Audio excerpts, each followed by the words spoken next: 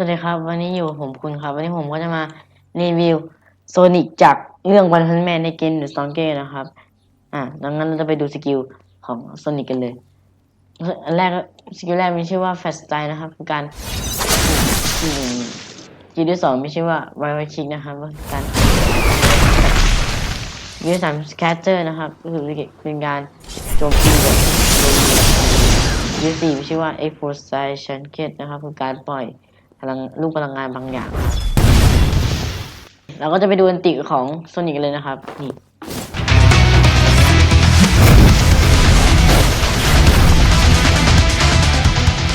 ผมรีวิวเลยนะครับ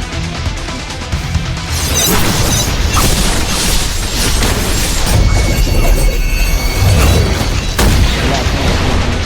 ที่สองไม่ชื่อว่าเด็กออนเป็นการที่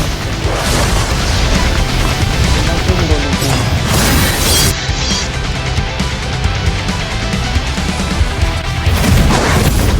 อย่างมีการที่หนีแล้วก็เป็นสกิลสี่นะครับจะเป็นการชื่อว่าฟูการแยกเงากัน